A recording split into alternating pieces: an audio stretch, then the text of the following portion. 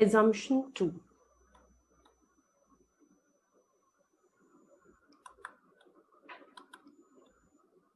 The second assumption of the CLRM model is that X values are fixed in repeated sampling.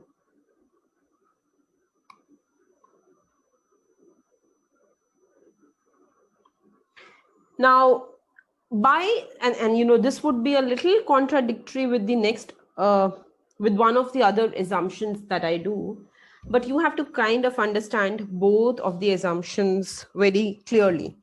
So, this assumption says that we are fixing X values. And when I say we are fixing X values, I mean that, for each X, we have varied amount of Ys. So, it's like saying, for example, for the families who earn 800, what is the level of consumption? So the level of consumption can be 640, it can be 680, it can be 720, it can be 760, it can be 700, etc. We have different families with different levels of consumption, but all these families have a same background, that the level of income is fixed at INR or rupees 800. By that sense, I say that the X values are fixed or non-stochastic. Now, you have to also understand here that, I can fix X value at 800, my income level at 800, get all the families with different levels of consumption. And then I can fix the income level to some other value, and then get again all the families with different levels of consumption, given that their income level is 850, and for these families given that their income level is 800, and so on. So in that sense, when I talk about things like this, I am saying that the X values are non-stochastic. If you relax this assumption, then relaxing this assumption will have consequences on the properties of betas. And we don't want to have consequences on the properties of beta. We want beta to kind of follow the blue property. Now, when I say that X values are fixed, you have to try and understand the following. How do we really write our regression line? We write it as yi is equal to beta 1 hat plus beta 2 hat xi plus ui hat. Here, this part right here is my yi hat. And this part is my error. This is my predicted value, right? And this is my actual value of yi.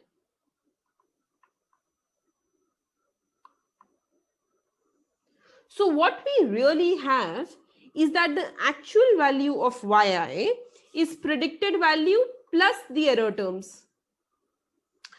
If you notice, the predicted value has beta 1 hat, which is fixed in nature, because we know that beta 1 hat is y bar minus beta 2 hat x bar, and we know that y bar is mean value, which is fixed.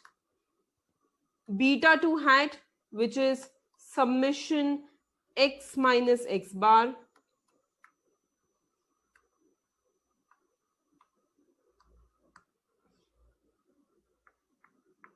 y minus y bar upon summation x minus x bar whole square.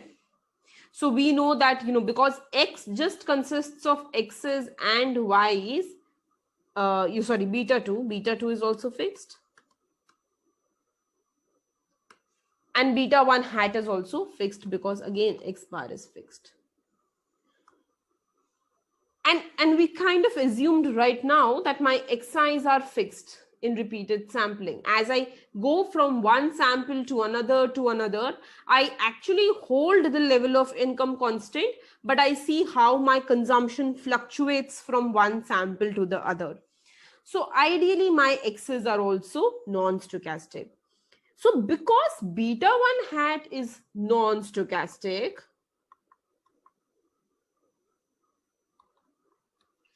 beta 2 hat is also non-stochastic, and Xi's are also non-stochastic,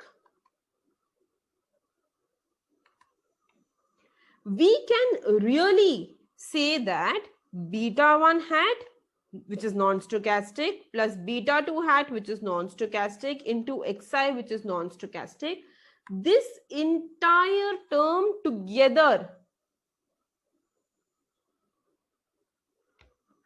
this is also non-stochastic.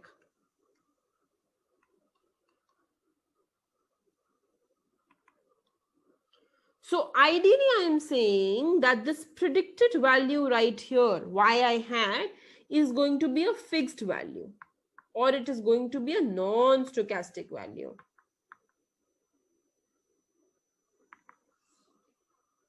And then I know that these errors, they are random in nature.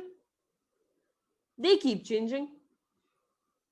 So if one is non-stochastic, and I got this to be non-stochastic based on the assumption that Xi's are non-stochastic and the other is random, and I got that because I know that the errors are supposed to be stochastic. If I want to hold this assumption true, then in a way I am also suggesting that the covariance between Xi and Ui is 0. Right? There is no relationship between Xi and Ui. When Xi fluctuates, it has got nothing to do with the fluctuations in Ui. Now, the question is, how do we prove this? So the covariance of Xi Ui is nothing but anything. So, for anything, if I have to find the covariance, let me give you the formula first. The covariance of Xy is given by the expectation of Xy minus the expectation of X into the expectation of Y. This is how we define the covariance between X and Y. Now, on very similar note, if I have to write the covariance between X and U, we can write the covariance as expectation between Xi and Ui minus expectation of Xi into expectation of Ui. But I know that expectation of Ui should be 0 because error's expectation is 0. So from here, I will get E of Xi Ui minus 0, which is E of Xi Ui. But I just assumed that my Xi's are fixed or non-stochastic. If my Xi's are non-stochastic, I can write this as Xi E of Ui. I can bring the fixed term out. And again from here, E of Ui is 0. So this would be Xi into 0, which would be 0. So if Xi's are fixed, we can say that the covariance between Xi and Ui would also be 0.